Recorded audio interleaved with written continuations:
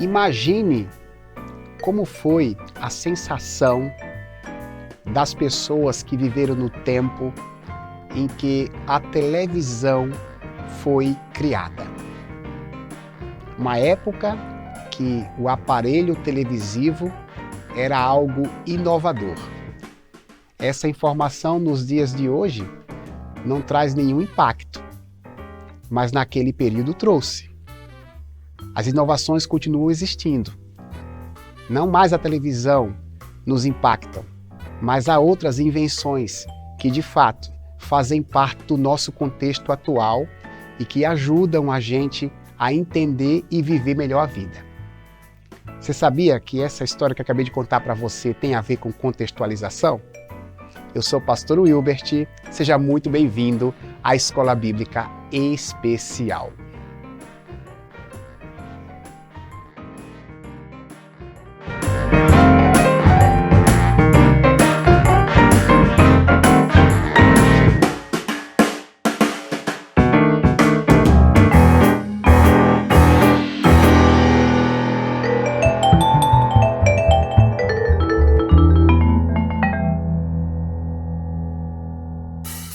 Meus irmãos, minhas irmãs, meus amigos e amigas, que satisfação novamente poder conversar com vocês.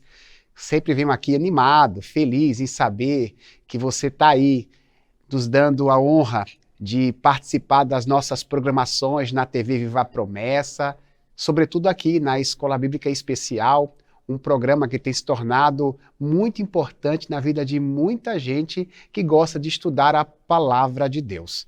Eu costumo sempre lembrar que a nossa denominação tem um chamado histórico para o ensino.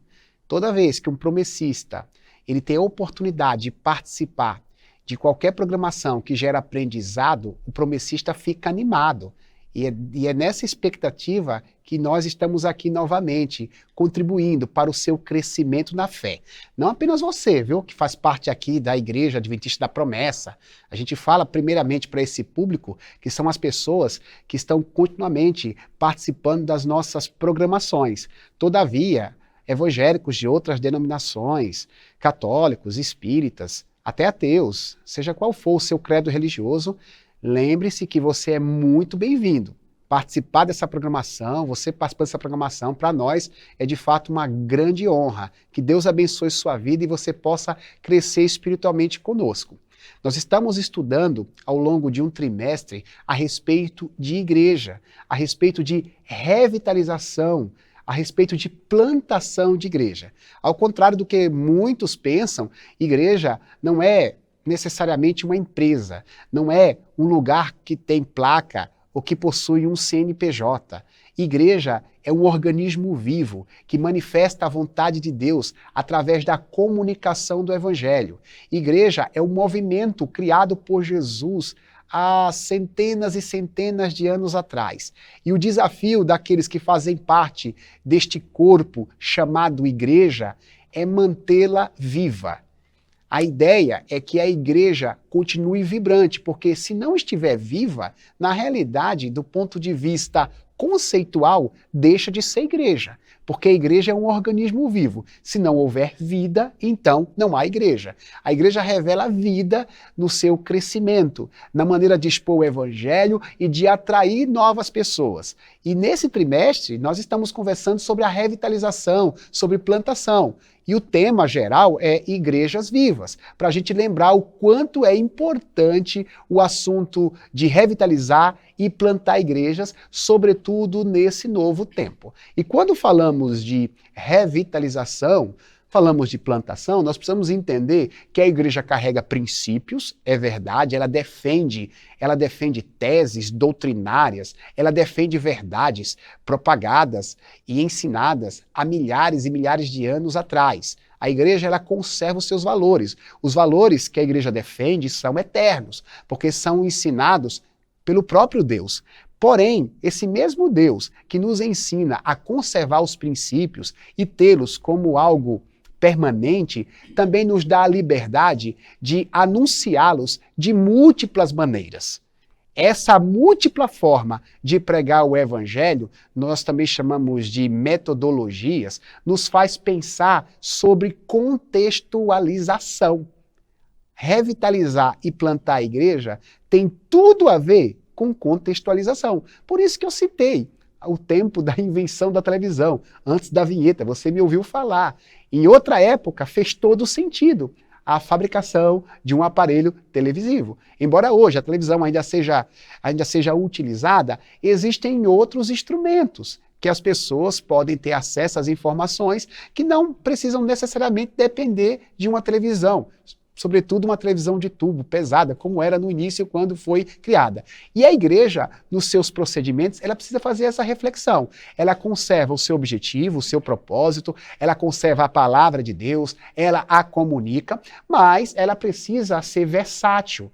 Ela precisa comunicar a palavra de uma maneira que o seu público, que o público que deseja alcançar, possa compreender. Porque a palavra de Deus não é somente para religiosos. A palavra de Deus é para não religiosos. Para mim, por exemplo, que fui criado no meio religioso, ouvir sobre questões espirituais é algo que tem a ver com a minha história, tem a ver com a minha biografia. Mas tem muita gente, pode ser que você que esteja me assistindo, você que não tem ligação evangélica, seja uma pessoa, né, que não tem qualquer afinidade religiosa. E o papel da igreja é comunicar a Bíblia Sagrada, as suas mensagens, o seu conteúdo, de uma maneira que todos possam compreender. Daí vem essa questão que nós falamos de contextualização. E o tema da lição de hoje é a cidade e a contextualização. A lição de número 12, cujo texto bíblico está registrado, ao menos o texto referência, na primeira carta de Paulo aos Coríntios, capítulo 9, versículo 22. Quando eu estou com os fracos, também me torno fraco, pois quero levar os fracos a Cristo. Sim, tento encontrar algum ponto em comum com todos, fazendo todo o possível para salvar alguns. Palavras do missionário Paulo, o apóstolo dos gentios, o apóstolo das pessoas que não tinham familiaridades religiosas. Nós vamos falar sobre o que Paulo abordou sobre esse tema, como Paulo pregou o evangelho nas cidades que ele frequentou, que ele visitou e como ele contextualizou a palavra. E mais uma vez, o Espírito de Deus nos traz aqui o nosso pastor Beto Soares, meu amigo e irmão. Meu querido, seja muito bem-vindo, que alegria tê-lo aqui. Eu penso que o Beto seja uma pessoa que tem propriedade para falar do assunto. Da outra vez que ele veio, ele comentou sobre o projeto Radiação, né, o movimento Radiação, que é exatamente a Igreja de Cristo sendo revelada de uma maneira contextualizada. Ele vai poder aí fazer a exposição aqui da lição bíblica e novamente contar algumas das suas experiências. Beto, fique à vontade, cumprimento o pessoal de casa e já dê o seu parecer geral aqui sobre a lição bíblica. É um prazer estar com vocês, eu desejo que vocês todos tenham uma grande porção da graça e da paz de Jesus. Wilbert, é bom estar aqui, é bom estar compartilhando esse momento com você. A gente vem lá de Sorocaba, do Movimento Radiação, que é uma igreja da promessa, totalmente voltada para aqueles que não são frequentadores de igreja. Nosso desafio é falar de Jesus, de uma maneira simples, direta, fácil, sem negociar as nossas doutrinas, as nossas crenças, mas mostrando para as pessoas de uma maneira muito acessível a verdade bíblica. E faz muito sentido porque o nome do Radiação é uma igreja para a cidade. E tem tudo a ver com aquilo que a gente está vendo aqui. Veja, a lição ela começa, o autor começa dizendo que é fato, a urbanização brasileira é um fato. Ele fala que 68% até 2050 da população vai estar em cidades. Vamos olhar para nós, né? Acho que dificilmente alguém que está assistindo a gente não saiba o que é uma cidade. Mesmo o meio rural, ele já tem aspectos de cidade, como a modernidade, internet, justamente. Quais são as demandas da cidade? O que a cidade tem tido que a igreja precisa observar? E aí, isso não é de agora. Isso desde que o evangelho começa, porque a gente vê Paulo andando pelas cidades e observando as demandas da cidade.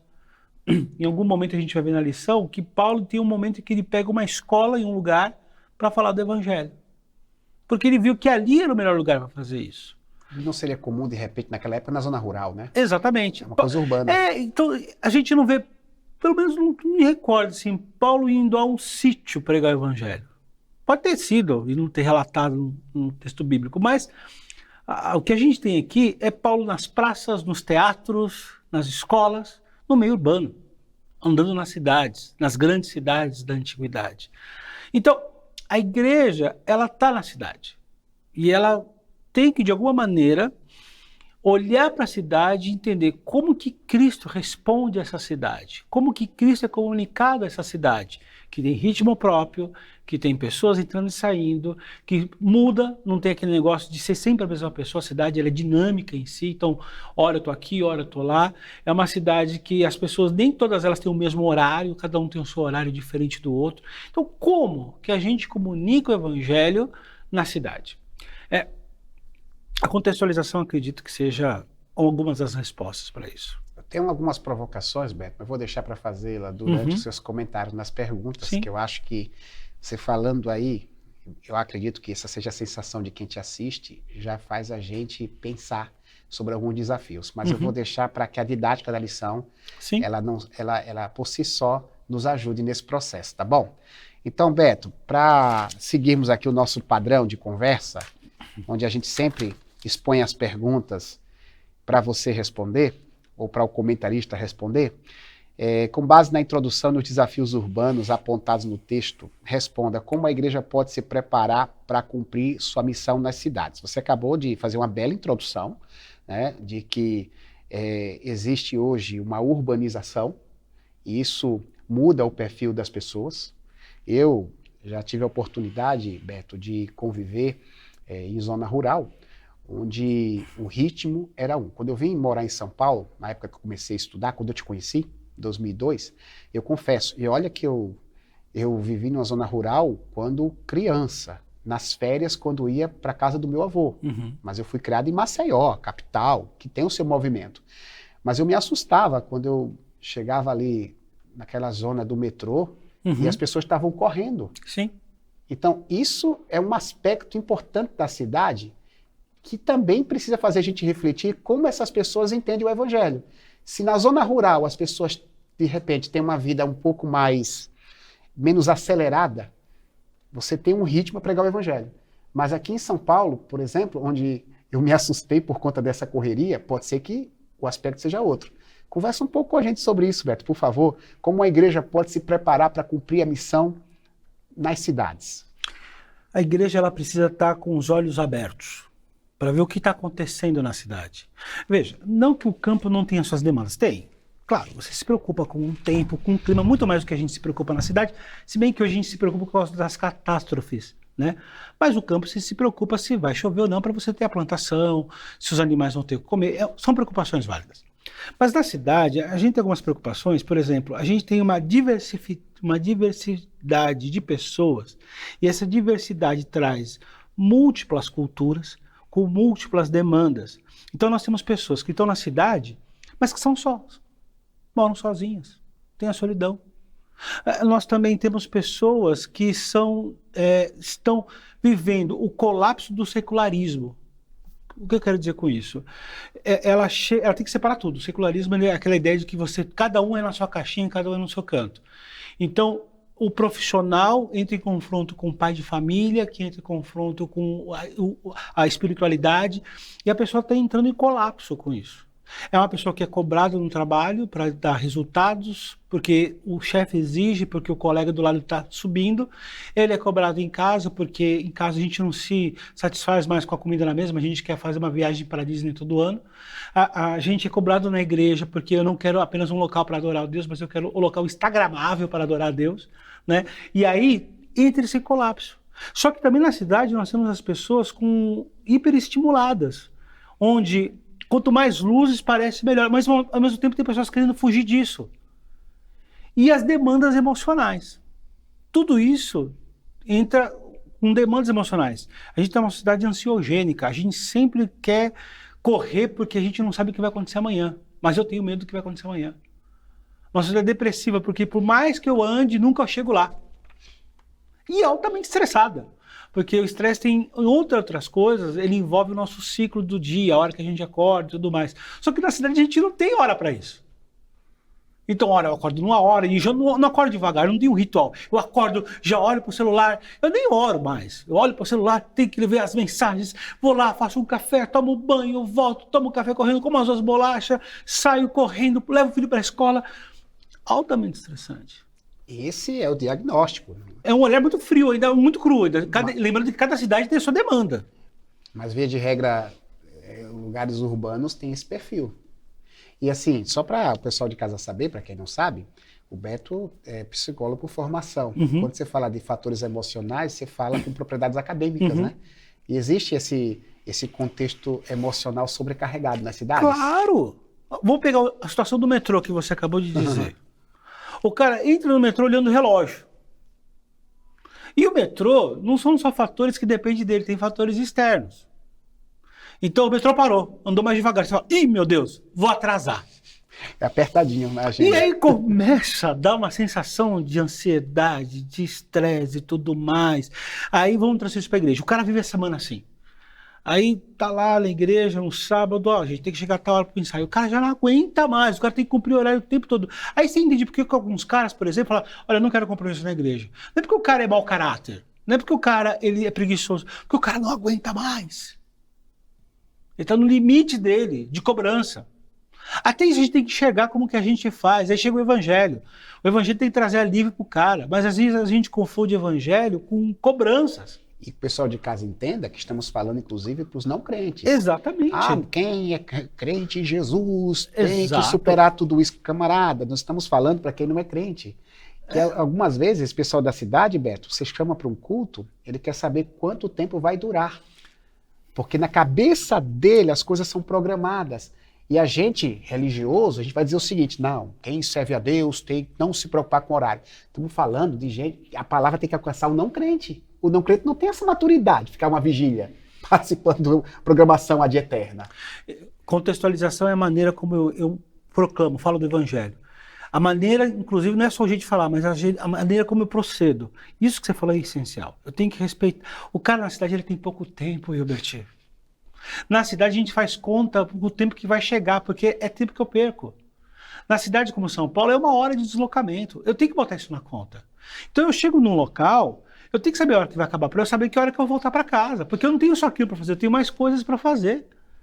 E aí a gente fala assim, não, o culto ele tem hora programada. Por exemplo, lá no Radiação, o culto ele tem hora para acabar.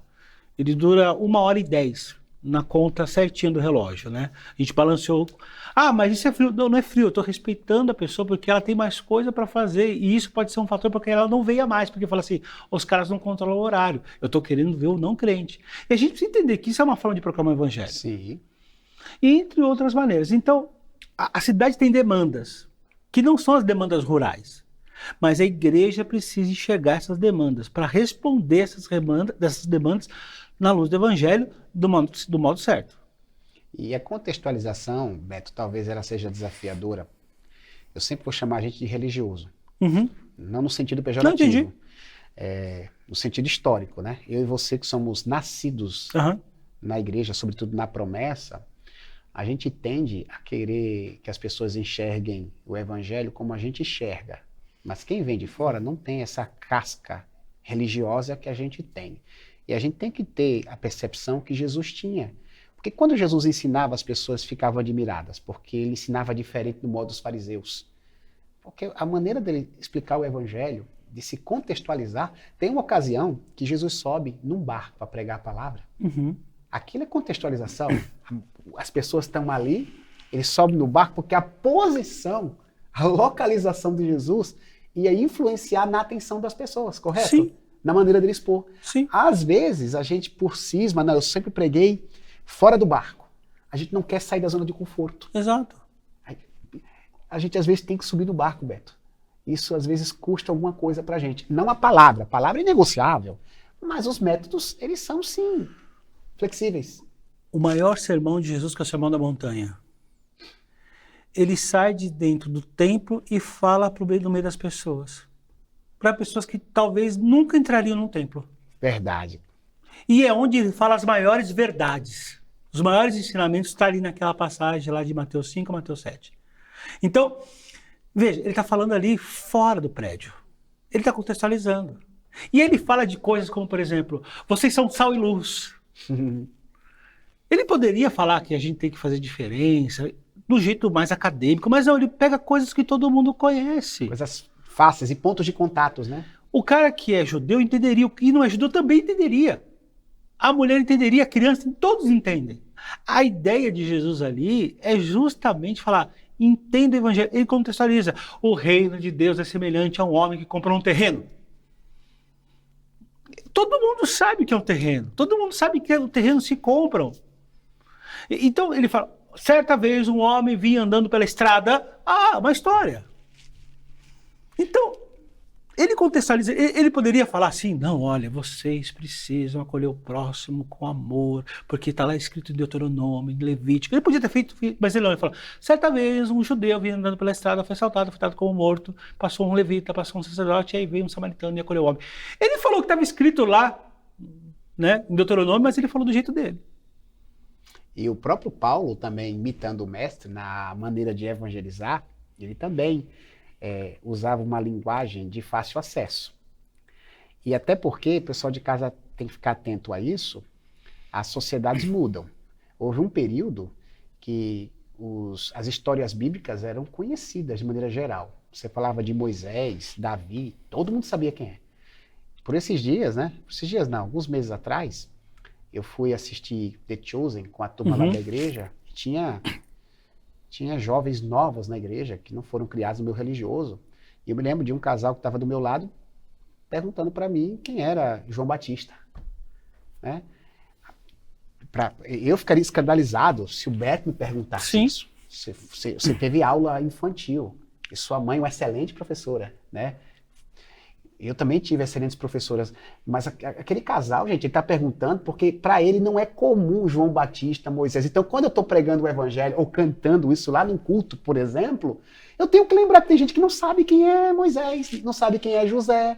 Isso é contextualizar, eu tenho que explicar quem são esses personagens.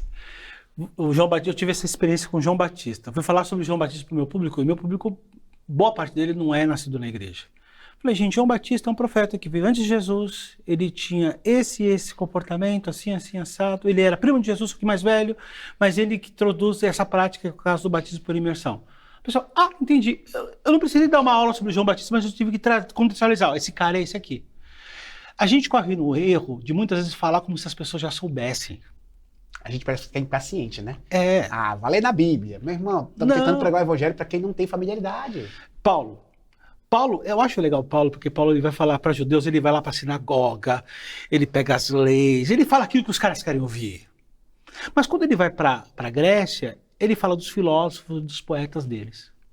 Em Atos 17, você vê, ele não vem citando o texto bíblico. Não, porque os caras não interessam aquilo para eles, mas ele pega, a partir do conhecimento deles de filosofia e de poesia, e prega Jesus para os caras. Veja, o conteúdo é Cristo.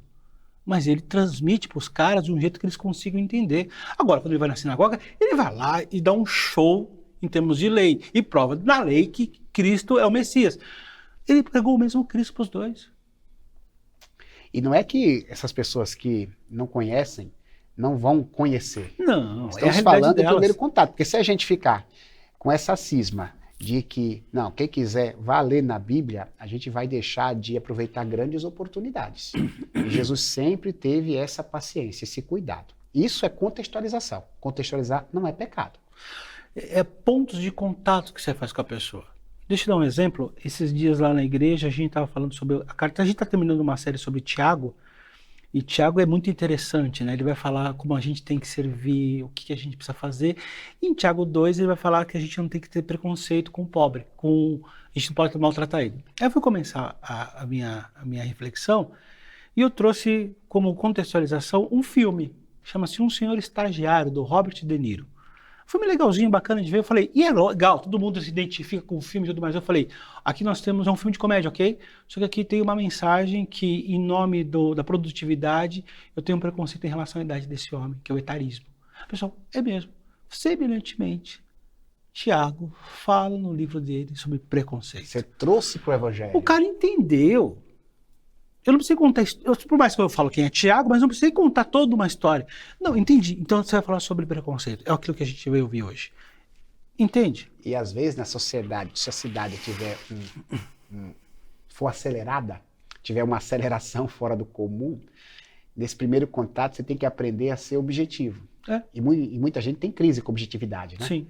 A palavra de Deus não pode ser pregada de maneira objetiva. Pelo contrário, o camarada, tudo para ele é objetivo. Ele condiciona a mente dele ao rios, né?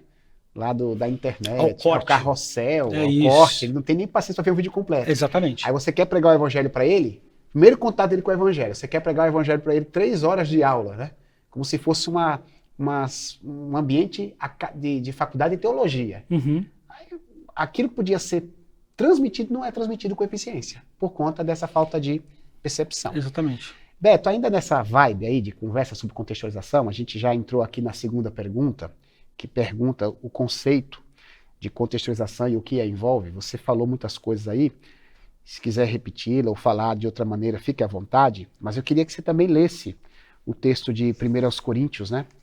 Eu não sei se você prefere ler o capítulo 1, versículo 22 a 24, ou o 9 novamente, né, conforme a gente leu. Aí eu queria deixar você à vontade, apenas o pessoal de casa se situar com o texto bíblico, mas você destrinchar um pouco mais aí, conceituando contextualização e os elementos que a envolvem. Eu gosto muito do texto de 1 Coríntios 9, 22, que é o texto básico. Eu gosto dele. Ele fala o seguinte: quando eu estou com os fracos, também me torno fraco, pois quero levar os fracos a Cristo. Sim, tento encontrar algum ponto em comum com todos, fazendo todo o possível para salvar alguns. Aqui resume a preocupação da contextualização. Veja, ele está falando de fracos porque é sempre aquela ideia, né? Veja, você que é forte, você tem que ter condições de me entender. Paulo é pedagógico nessa fala dele, né? Eu nunca vou me ver como fraco, sempre vou me ver como forte. Então ele fala, olha, você que é mais forte, você vai entender o que eu estou falando. Ele fala assim, vou me sentar com os fracos, com aqueles que não entendem. E vou falar aquilo que é possível para eles. Que lhes é comum. É claro que ele está falando aqui para um grupo de gregos, que era uma igreja estruturada, né? Mas ele fala, tem gente que não está estruturada igual vocês. A gente tem que entender que, como eu vou falar, às vezes, por exemplo, a gente é muito bem resolvido na promessa com o trabalho de crianças. Muito, muito bem resolvido. É um trabalho antigo, que a gente tem orgulho desse trabalho. E para nós não tem nenhum problema a professora chegar e sentar na frente de uma criança, explicar Jesus do jeito que a criança precisa entender. A gente precisa fazer a mesma coisa com os não alcançados. Explicar Jesus do jeito que ele consiga entender. Não menosprezando a inteligência dele, mas fazendo com que ele olhe o que ele tem na vida dele. Então não faz sentido eu vir e falar sobre toda uma teologia, uma construção teológica, sem fazer uma ligação com aquilo que ele está vivendo. Como que eu vou falar que Jesus, ele é a resposta da sua vida? Eu vou falar, Jesus, ele salva a sua vida. A pergunta é muito simples. Ele vai salvar do quê? Você fala, nós temos problemas emocionais, nós temos insuficiência em nós mesmos. Mas pra gente que tem familiaridade religiosa, isso salvou, a gente já entendeu. Sim, mas o cara que não é cristão, ele não tem essa clareza. Aí você fala assim, não, olha, Cristo ele vai vir salvar porque nós somos insuficientes, nós estamos fadados ao fracasso, por causa disso. Quer dizer, eu estou mostrando pro cara os pontos. A gente admira Charles Spurgeon, e ele fazia isso. A gente admira o Benny Hinn, e ele fazia isso. Benny Hinn? Billy Graham. Billy Graham, quase, hein? Essa aí vai ter que cortar. A gente admira o Billy Graham. E ele faz a mesma coisa. Entendeu? Então, a gente tem resistência, a gente acha que não. E a gente age como se fosse uma espécie de purista.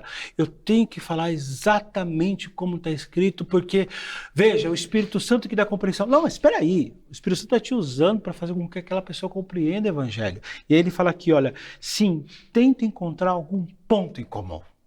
Aí é a essência. Permita, Beto, a própria encarnação de Jesus, ela é a maior prova do quanto Deus se preocupa em comunicar a palavra de uma forma que os seres humanos compreendem. E a gente às vezes não entende a encarnação do Mestre por esse ângulo.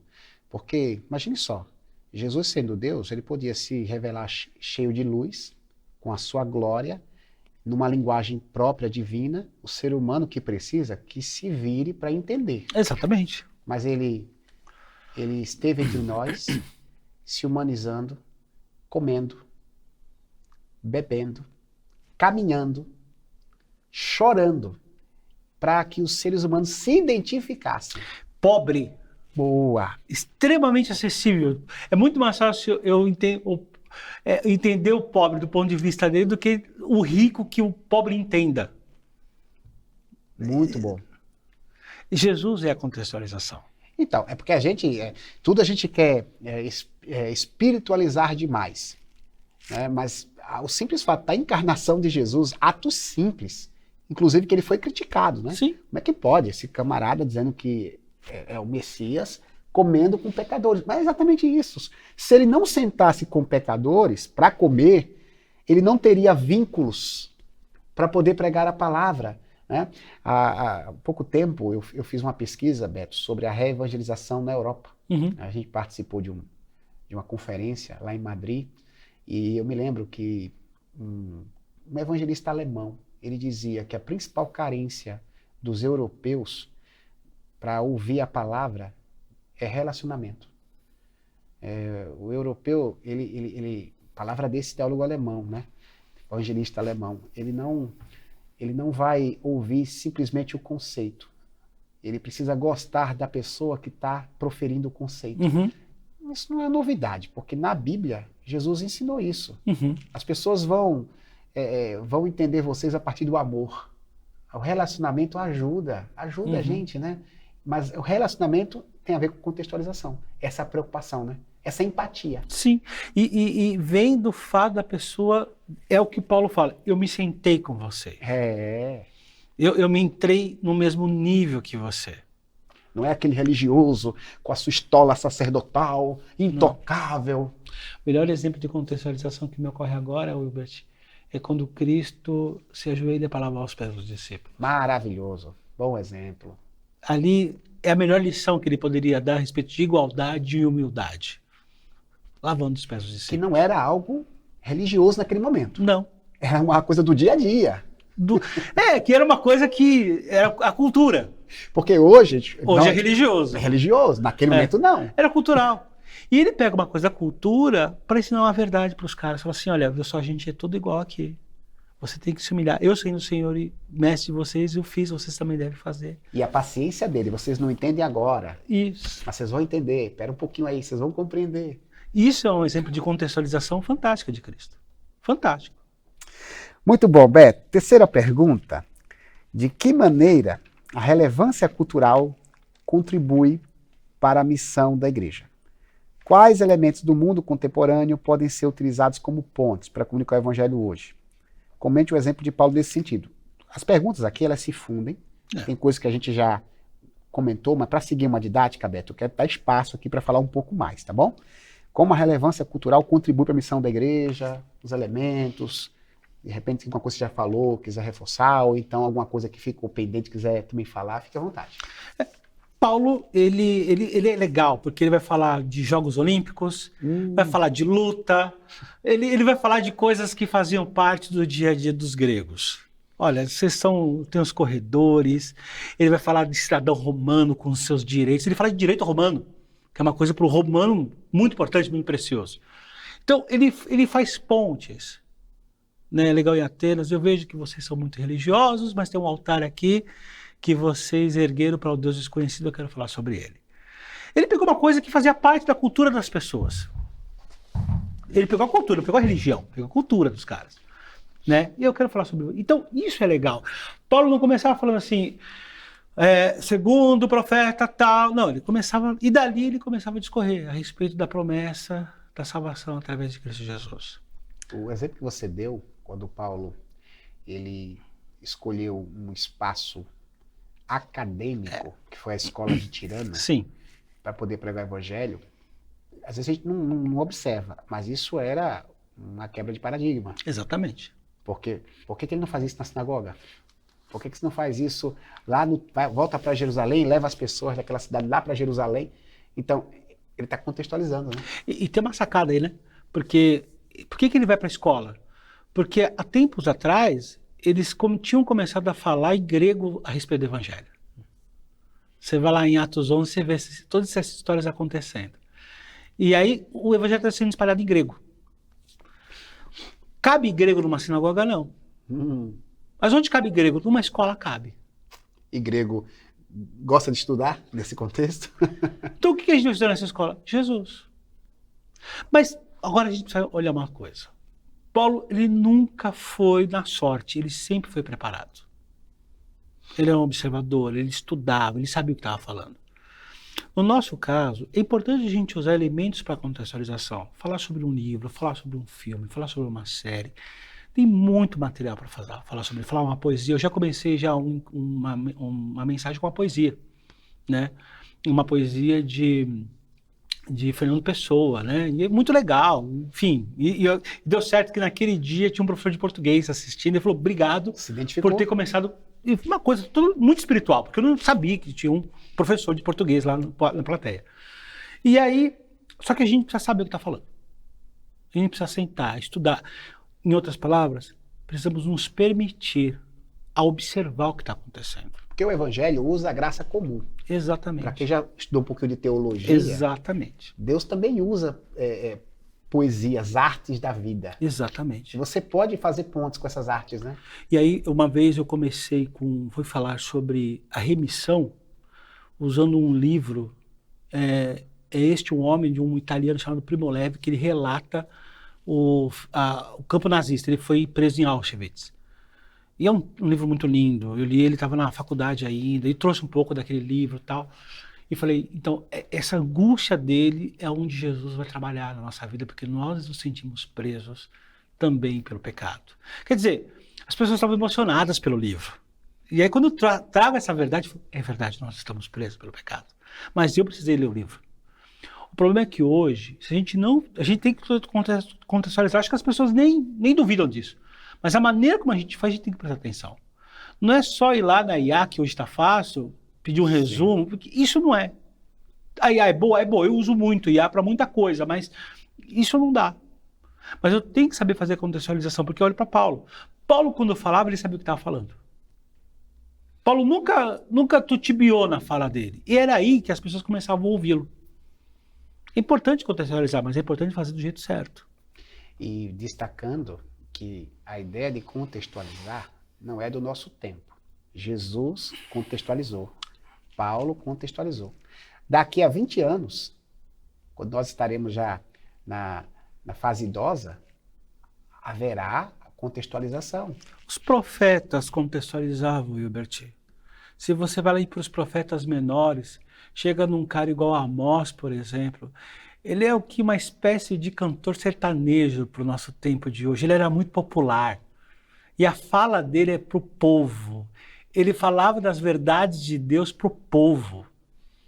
Era uma fala rural. É uma fala rural, porque esse era o público que ele precisava alcançar. Ele chama o povo de vaca de Baçã. Mas se fala hoje para nós, a gente nem... Ou se torna ofensivo, né? Mas naquele tempo... eu sei do que você está falando. Veja, ele contextualiza. A verdade que ele fala ali cabe para o nosso tempo. É claro que o exemplo que ele dá é naquele tempo. Mas eu extraio a verdade e trago para o meu tempo agora. E aqui no Brasil, que é uma terra continental, miscigenada, multicultural, isso é uma prova cabal, né? Sim. Tem expressões que são próprias lá do Nordeste brasileiro, de onde eu surgi. Eu tenho uma expressão que eu vivo em São Paulo já há mais de 15 anos, mas que eu não vejo ninguém falar. Mas quando eu vou para o Nordeste em férias, eu tenho um saudosismo com essa expressão, é o iapôs, né? Não sei se você sabe, iapôs é um sinal positivo. Sim. Para um nordestino, o iapôs é muito comum, é algo que peculiar. O tipo de comida, e por aí vai, né? Os estilos e por aí vai, né? E é importante usar isso, porque a nossa regionalização é muito rica. Falando do Nordeste, uma vez eu estava falando sobre como Deus muda a história do homem, e eu cito uma mensagem, a poesia de Morte e Vida Severina, de João Cabral de Melo Neto, né? E aí é interessante que o pessoal que eu conheço ali, de origem nordestina, se identifica com o negócio. Fala assim, não, é verdade. Porque a poesia é muito bonita de João Cabral de Melo Neto, sim, né? E aí fala, só que esse determinismo com Cristo, ele é mudado. Cristo muda a nossa história. A verdade bíblica aplicada. Sim. Né? E você faz, Beto, essas pontes para trazer as pessoas para o Evangelho. Porque a contextualização, estou entrando na quarta pergunta, ela não compromete a integridade bíblica. Nem pode. Que é isso que tem que ser enfatizado para você que está em casa, sobretudo da Igreja Adventista da Promessa, não interprete errado o que estamos falando. Doutrina é inegociável, né? Como diz Apocalipse, a fé em Jesus e o testemunho daqueles que guardam os mandamentos de Deus. Nós cremos nisso, Sim, nós cremos sim. no decálogo divino. Sim. A contextualização, ela respeita a integridade do Evangelho. Eu penso dessa forma, o Beto pensa dessa forma, a Igreja Adventista da Promessa, que defende a revitalização e a contextualização, também pensa assim. E Beto, eu te convido aí para fazer a leitura de Gálatas. Sim. Paulo talvez fosse alvo de críticas, porque era o maior contextualizador do seu tempo. Sim. Mas ele faz questão de defender o Evangelho. Lê para a gente esse texto de Gálatas 1, 6 a 9, e fala sobre os riscos de uma contextualização sem fidelidade bíblica. Fala aí como Paulo defendia isso, e qual é o risco de contextualizar sem observar a integridade da palavra. Está escrito o seguinte: admiro-me de que vocês estejam abandonando tão rapidamente aquele que o chamou pela graça de Cristo para seguirem outro evangelho. Que na realidade não é o evangelho. O que ocorre é que algumas pessoas os estão perturbando, querendo perverter o evangelho de Cristo. Mas ainda que nós, ou um anjo dos céus, pregue um evangelho diferente daquele que pregamos a vocês, que seja amaldiçoado. Como já dissemos, agora repito: se alguém anuncia a vocês o evangelho diferente daquele que já receberam, que seja amaldiçoado. Paulo ele não usa meias palavras. Não passa pano. Não. E Paulo ele deixa sempre muito claro: a salvação é por meio de Cristo. Cristo, arrependa-se, converta-se a Cristo, deixe o Espírito Santo trabalhar na sua vida. E Paulo ele usa esses princípios muito bem na fala dele. Não é pelo fato dele falar, e acho que é o melhor exemplo aí, ele consegue falar isso em hebraico e consegue falar isso em grego. Ele consegue falar isso em Jerusalém, ele consegue falar isso em Atenas. A gente consegue falar hoje aqui e as pessoas conseguem falar a mesma coisa nos Estados Unidos. O evangelho continua o mesmo. Porque se ele foge desse processo, que a gente começa a mudar, e aí a gente muda muito simples, começa a perverter a graça de Cristo. A gente tira de Cristo o mérito da salvação, coloca em nós, de alguma maneira a gente merece. Isso é perversão. Verdade. Quando eu vou lá e falo assim, não, para você ser salvo, além de Cristo, você precisa fazer tal coisa, isso é perversão. E é o que Paulo falou, que se alguém falar alguma coisa disso, que ele seja amaldiçoado. Pode ser um anjo, mas esse não é o evangelho. O evangelho é aquilo que Cristo fez para nossa cruz. A partir daí, se eu mudo essa verdade, se eu tiro a solução da minha vida da salvação em Cristo Jesus, eu estou transformando o evangelho numa espécie de mecanismo coaching, completamente irrelevante. Isso não é contextualização que a gente defende. Não. Isso pode parecer interessante, mas ele é insosso, ele é insustentável, ele não alimenta. Eu não sei você, eu quando como besteira, eu gosto de comer besteira. Mas parece que você come besteira, 1, 2, 3, às vezes a gente faz isso por causa da correria, né? 2, 3 dias você fala assim, não estou me alimentando. Eu tenho que comer alguma coisa verde para me alimentar. É mais ou menos isso. O evangelho coaching, você vai lá e fala, uma vez, legal, estourou, segunda vez, legal, estourou, terceira vez, você... Tá faltando alguma coisa. E vai passando o tempo e vou me sentindo desnutrido, porque não é mais o evangelho de Cristo, porque o que me sustenta é Cristo. É a fala da outra pessoa. Se torna, na realidade, um entretenimento da fé. Exato. E Beto, a contextualização é necessária, mas não a qualquer custo. Exatamente. A contextualização, ela está ligada à integridade do evangelho, porque se você, quando vai contextualizar, você corrompe o evangelho, então já não é contextualização. Né? A contextualização é você transmitir a palavra do jeito que ela é. Esse é o desafio, né? Nesse mecanismo de comunicação, sem perder a essência. A forma você entende que é alterável, que ela é flexível, mas a essência, ela é intocável. Em Taubaté você contextualiza de uma maneira diferente do que eu faço em Sorocaba. Cultura diferente da cidade, né, irmão? Você tem a sua maneira de contextualizar. Que você chegue e transmite o evangelho da maneira como as pessoas que são seu público entendam, mas o conteúdo é o mesmo. Isso aí. O estilo do culto, né? Se você vai lá em Sorocaba, no Movimento Radiação, que eu já tive a oportunidade de ir pelo menos para conhecer o projeto, não fui no culto ainda, você tem um estilo do culto diferente do estilo do culto de Taubaté. Mas o conteúdo é o mesmo. É o mesmo.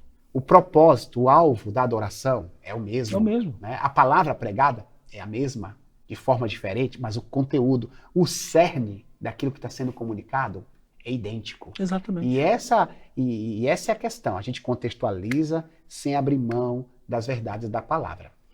Paulo conseguia falar a mesma verdade, repito, para romanos, para gregos e para judeus. Só que ele falava na língua que eles entendiam, com os exemplos que eles entendiam, mas a verdade era a mesma. Tanto é que o evangelho pipoca, mas com a verdade bíblica. É isso aí. Na realidade, Beto, a gente tem que aprender o que deve ser confrontado com a palavra. A gente confrontou o pecado. Né? Nosso papel não é confrontar o sotaque, não é confrontar o esporte predileto de alguém. Exato. O evangelho confronta a palavra. Confrontar o pecado. Sim. Se tiver que confrontar o pecado, a gente vai confrontar. Mas tem coisas que o evangelho ele não interfere. O evangelho não vai dizer que time de futebol você vai ter que torcer. Exato. Você pode continuar torcendo pelo São Paulo. Corinthians. É corintiano. Eu pelo Flamengo. Ô, Beto, bom, dentro dessa palavra aí, desse erro terrível, dizer que um corintiano é São Paulino, vamos aqui finalizar aqui a nossa conversa da lição com o seu comentário sobre duas aplicações que a nossa lição recomenda.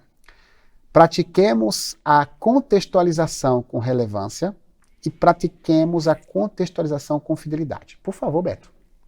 A primeira, com praticar a contextualização com relevância, a pergunta é muito provocativa, né? O que a gente pode mudar em nossa linguagem, nossos métodos ou espaços para tornarmos mais relevantes em nosso contexto urbano. Entender que a igreja é um organismo que precisa mudar em termos de estrutura, não na essência, como a gente está falando, mas daquilo que ela tem sido apresentada. A gente muitas vezes fala assim, não podemos mudar a nossa forma de se vestir. Mas aí tem um caso, se eu estou num bairro, conforme o bairro da cidade, às vezes meu modo de me vestir é uma barreira. As pessoas não vão chegar em mim porque talvez aquilo é uma barreira social. Eu tenho que entender, tenho que ver como que as pessoas estão caminhando, vivendo.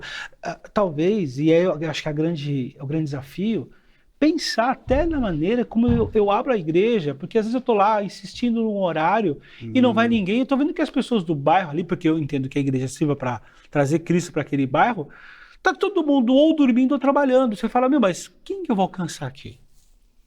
E lembre, você de casa, estamos falando para não crente. Para um promessista, sábado é dia de ir para a igreja.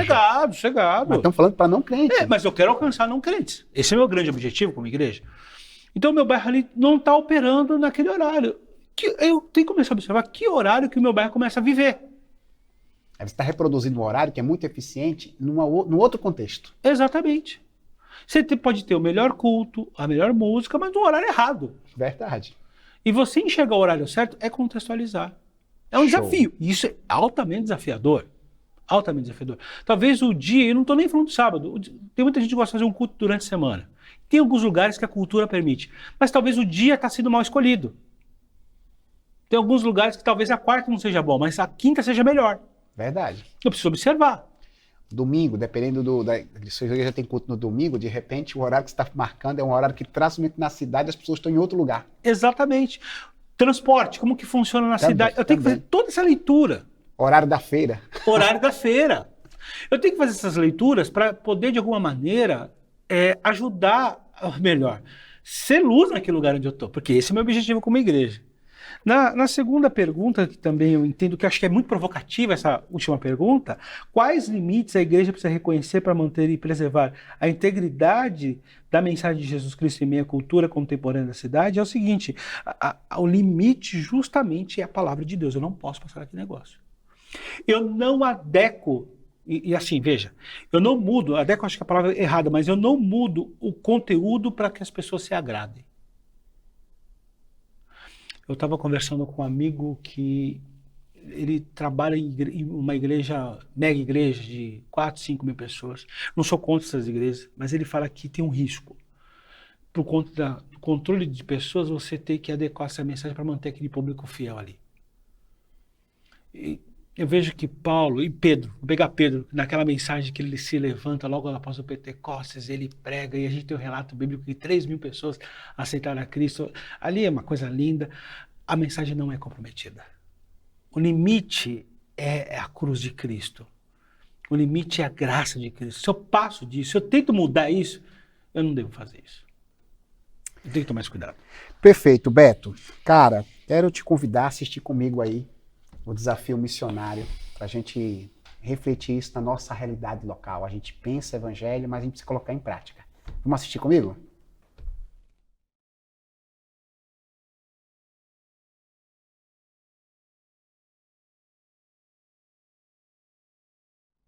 A igreja está pronta para este mundo que vive em constante evolução?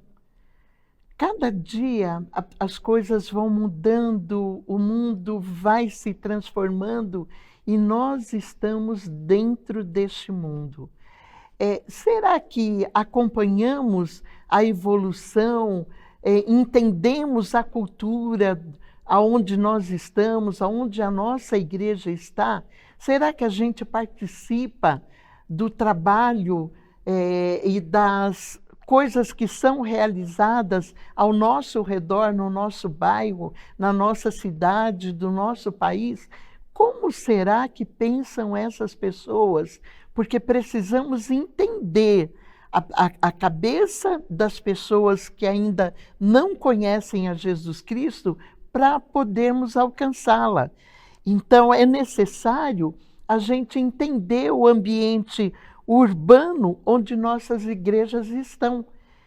E se vamos plantar novas igrejas, também precisamos ver como é o local, como é a cultura daquele local, como as pessoas reagem, como que estratégias nós vamos utilizar para chegar até elas. Nós aprendemos durante os estudos dessa série de lições que a gente viu Jesus tinha estratégias para alcançar as pessoas. O apóstolo Paulo, em cada cidade, em cada lugar onde ele plantou uma nova igreja, ele tinha uma estratégia para aquele povo, para aquele lugar. Então, a importância da gente estar alerta sobre isso. Mas quando a gente fala em contextualizar, não significa abrir mão dos princípios da palavra de Deus. Podemos modificar liturgia, podemos usar estratégias com eventos diferenciados, com maneiras diferenciadas para alcançar as pessoas, sem perder os princípios da palavra de Deus. Nós precisamos ensinar o que a palavra realmente diz. Então, seu desafio missionário para esta semana, escolha uma ação concreta para você realizar essa semana. Por exemplo, você pode escutar alguém com empatia, alguém que não seja da igreja, alguém que ainda não conhece o Evangelho de Jesus Cristo. Converse com a pessoa. Procure entender como ela enxerga, o que ela sabe acerca de Deus, o que ela gostaria para a vida dela, quais são os sonhos dela. Escute alguém, mas com empatia. Abra seu coração para se achegar a essa pessoa. Você também pode criar uma ponte com alguém da sua cidade, enfim, alguém que você nunca conversou, alguém que de repente você conhece apenas de vista e de repente parar um pouco, dar atenção, ouvir, abordar pessoas dentro da sua cidade para procurar conhecer o pensamento delas. E também você pode ver as estratégias que a tua igreja está utilizando, ou se não está, conversar com o seu pastor. O que a gente pode fazer para alcançar nosso bairro, para alcançar a cidade aonde nós estamos, para que o Evangelho de Cristo siga adiante. Então, esse é o seu desafio.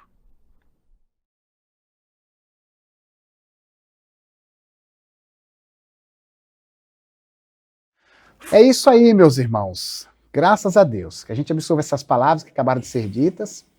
E antes da gente finalizar aqui a nossa lição bíblica, eu vou pedir o Beto para fazer uma oração, abençoar o pessoal de casa, os líderes eclesiásticos que vão refletir sobre tudo que foi falado aqui de acordo com suas realidades locais. E de repente, Beto, alguém está nos assistindo, está precisando de um alívio do Senhor, e quem sabe sua oração vai ser um suporte, um canal para isso acontecer na vida deles. Pai, obrigado, porque podemos mais uma vez pensar sobre a sua palavra, e toda vez que isso acontece, a gente cresce. Espírito Santo, dá-nos condições de compreender, mas não a compreender apenas teoricamente, mas na prática. Provoca-nos para que possamos querer mudar, se for necessário. Que a gente tenha sabedoria para agir do jeito que o Senhor quer, não do meu jeito. Que a palavra chegue nas pessoas, que elas entendam, mas que não mude o conteúdo, mas talvez eu fale a língua que elas precisam entender. Que a palavra chegue naquele que agora tanto precisa de alívio. A palavra, ela é resposta, ela é alívio. É ali, Jesus, que o Senhor é revelado. Que o Senhor seja revelado na vida das pessoas. Eis-nos aqui, ó Pai, para ser discípulos teus, Jesus, para mostrar a tua verdade, o teu evangelho para todos. Em nome de Jesus. Amém. Louvado seja Deus. Beto, meu querido, muito obrigado mais uma vez. Tamo junto. Deus abençoe o seu ministério, sua esposa, o Movimento Radiação Sorocaba. Amém. Que Deus use vocês para ganhar muitas almas para Jesus. Amém. E o Espírito te traga aqui novamente. Amém. Tá bom? Foi um prazer. Vocês de casa, muito obrigado pela audiência, obrigado pela participação. Estejam sempre com a gente aqui, desfrutando desta oportunidade de crescimento espiritual. Mas não terminamos ainda. Ainda temos um momento importante, um momento missionário. Eu convido você para assistir. Deus lhe abençoe.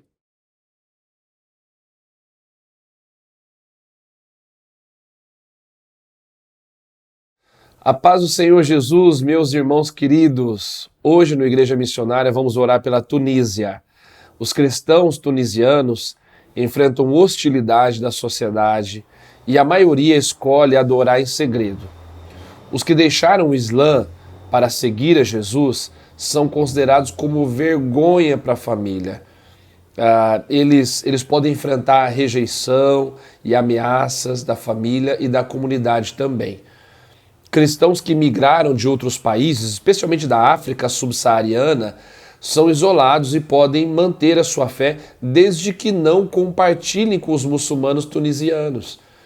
No entanto, a retórica política sobre migrantes causou abuso racial tão severo que muitos cristãos fugiram do país.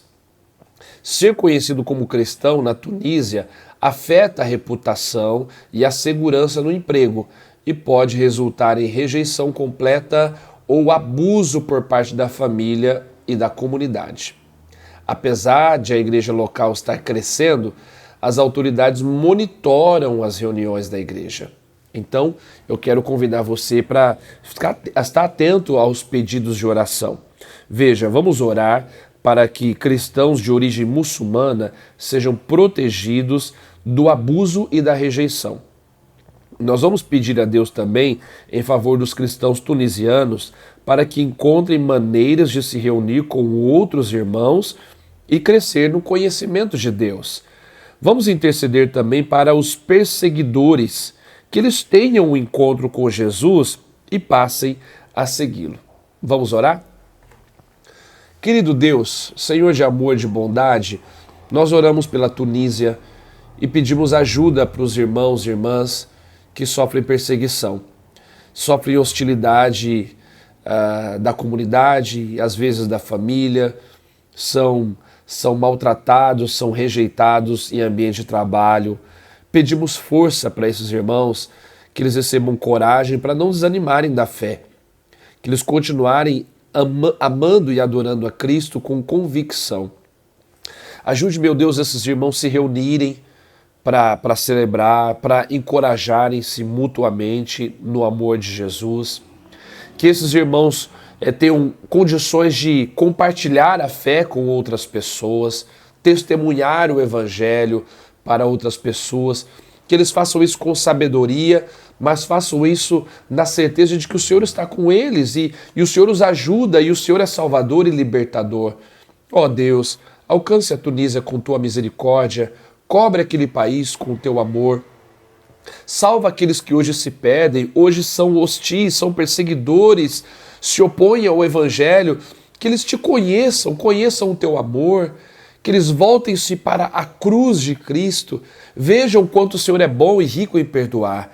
Pedimos a tua graça, a tua salvação para a Tunísia e a força do Senhor para a igreja tunisiana, em nome de Jesus. Amém.